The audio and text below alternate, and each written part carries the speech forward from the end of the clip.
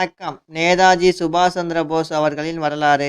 இவர் ஒடிசாவில் உள்ள கட்டாக்கில் என்னும் இடத்தில் 1897ஆம் ஆண்டு ஜனவரி 23ஆம் தேதியன்று ஜானகிநாத் போஸ் மற்றும் பிரபாவதி தேவிக்கு மகனாக பிறந்தார். இவர் இக்குடும்பத்தில் 9வது மகனாக பிறந்தார். இவர் கட்டாக்கில் உள்ள பாப் ஸ்டீவ்ஸ் மிஷன் ஆரம்ப பள்ளியில் இணைந்து 7 ஆண்டுகள் அங்கு கல்வி பயின்றார். பிறகு உயர்கல்வியை கொல்கத்தா ரவான்ஷா கல்லூரியில் தொடங்கிய இவர் 1913இல் தேர்வில் கல்கத்தா பல்கலைக்கழக எல்லைக்குள் 2வது மாணவராக தேறினார். 1915ஆம் ஆண்டு கொல்கத்தா மாநில கல்லூரியில் சேர்ந்தார்.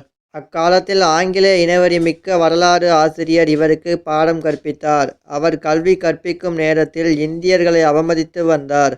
இவருடன் ஏற்பட்ட சண்டை காரணமாக இவரும் இவர் நண்பரும் கல்லூரியை விட்டு நீக்கப்பட்டார். பிறகு 1917ஆம் ஆண்டு இசுகாட்டிய சர்ச் கல்லூரியில் சேர்ந்தார். 1919ஆம் ஆண்டு இளங்கலை பட்டப்படிப்பில் முதல் வகுப்பில் தேர்ச்சி பெற்று மாணவர்களுக்குரிய படைப்பயிற்சியிலும் சிறப்பாக தேறினார். இவர் பிறகு லண்டனுக்கு ICS தேர்வுக்கு படிக்க அனுப்பி வைக்கப்பட்டார். 1920இல் இந்திய குடிமைப்பணி எனப்படும் நுழைவுத் தேர்வில் பங்கேற்று இந்தியாவிலேயே 4வதாக தேர்ச்சி பெற்றார்.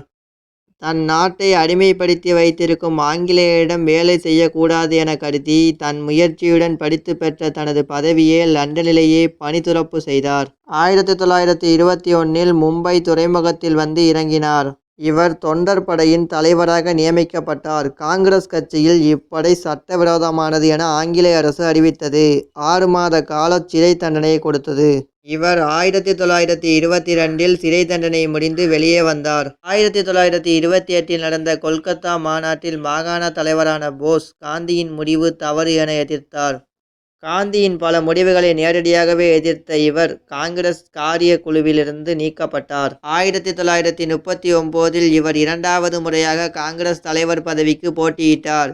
இவரின் செல்வாக்கு உயர்ந்து வருவதை அறிந்த காந்தி அவருக்கு எதிராக ராஜேந்திர பிரசாத்தையும் நேருவையும் போட்டியிடுமாறு வலியுறுத்தினார். அவர் மறுக்கவே பட்டாபி சீதாராமையனை நிறுத்தினார். இவர் 1580 வாக்குகளுடன் வெற்றி பெற்றார். சீதாராமையாவின் தோல்வி தனக்கு பெரிய இழப்பு என்று காந்தி உண்ணாவிரதம் இருக்க தொடங்கினார். அவரை சமாதானப்படுத்த போஸ் காங்கிரஸ் கட்சியின் தலைவர் பதவியிலிருந்து விலகினார். 1939இல் அகில இந்திய ஃபார்வர்ட் பிளாக் கட்சியை தொடங்கினார். அதன் அகில இந்திய தலைவராக நேதாஜி பதவியேற்றார். 1924இல் இவர் கொல்கத்தா மத்திய சிறையில் அவசர சட்டத்தின் மூலம் அடைக்கப்பட்டார். வங்கத்தில் பிரித்தானிய ஆட்சியை கவிழ்க்க சதிகார இயக்கம் ஒன்று தோன்றி இருப்பதாகவும் அதில் சிலரை கைது செய்திருப்பதாகவும் போலி அறிக்கையை வெளியிட்டது. இவருக்கு ஆதரவாக மக்களும் பல தலைவர்களும் நாடு முழுவதும் முழங்கினர்.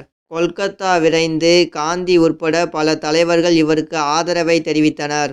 இவர் மண்டோலா சிறைக்கு மாற்றப்பட்டார். அங்கு உள்ள இக்காலநிலை சரிவராததால் காச நோய்க்கு ஆளானார்.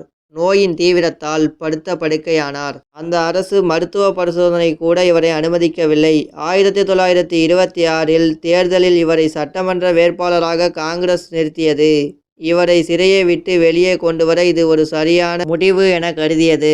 பெருவாரியான வாக்கு வித்தியாசத்தில் இவர் வெற்றி பெற்றார். இதன் பல இன்னல்களுக்கு பிறகு 1938இல் காங்கிரசின் தலைவராக பொறுப்பேற்று கொண்டார். இவர் பிரித்தானிய ஆட்சிக்கு எதிராக மக்களை ஒன்று திரட்டுவதில் ஈடுபட்டார். இதன் காரணமாக 1940இல் அரசாங்கம் இவரை கைது செய்து சிறையில் அடைத்தது. உலகப் போரின் ஆரம்பத்தில் பிரித்தானிய படைகளுக்கு தோல்வியே ஏற்பட்டது. இந்த வாய்ப்பை பயன்படுத்தி பிரித்தானியாவின் எதிரி நாடுகளை ஒத்துழைப்புடன் இந்தியாவை விடுவிக்க வேண்டும் என்று இவர் எண்ணினார். 1940 நவம்பரில் சிறையில் உண்ணாவிரதத்தை தொடங்கினார். இவர் உயிருக்கு ஆபத்து ஏற்பட்டால் பெரும் பாதிப்பு ஏற்படும் என்பதை பிரித்தானிய அரசு நன்கு அறிந்திருந்தது. போராட்டத்தை கைவிட வேண்டி கெஞ்சினார்கள். ஆனால் இவர் இணங்கவில்லை. வேறு வழியின்றி அரசாங்கம் இவரை விடுதலை செய்தது. 24 மணி நேரமும் இவரை கண்காணித்து வந்தது. இவர் 1941 ஜனவரி 15 அன்று மாறுவேடத்தில் தப்பித்தார். இந்தியாவின் விடுதலைக்காக ஹிட்லரை சந்தித்து முழு ஆதரவு வாங்கினார். 1941இல் சுதந்திர இந்திய மையம் என்ற அமைப்பை தொடங்கி ஆஷாஷ்காந்த் என்ற வானிலை சேவையும் உருவாக்கி விடுதலை தாகத்தை அங்கிருந்த மக்களிடம் விதைத்தார்.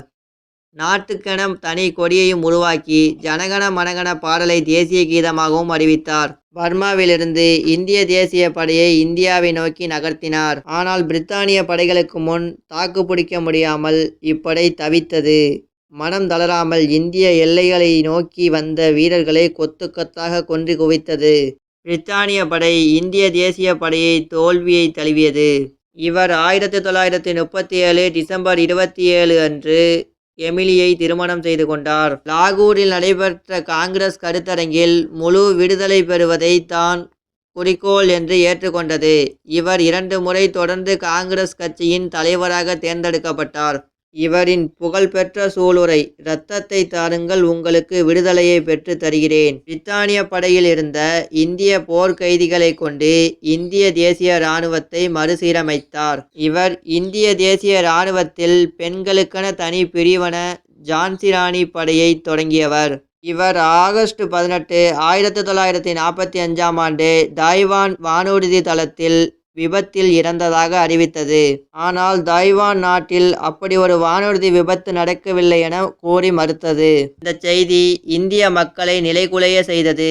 இவர் இறந்துவிட்டார் என்பதை பலர் நம்பவில்லை. பல தலைவர்கள் நேதாஜி உயிருடன் இருக்கிறார் என்று கூறி வந்தனர். சிலர் அவர் துறவி வேடத்தில் இந்தியாவில் வசிப்பதாகவும் கூறுகின்றனர். விடை தெரியாத மர்மமாக இருக்கிறது. என்றும் மக்கள் மனதில் நேதாஜி வாழ்கிறார்.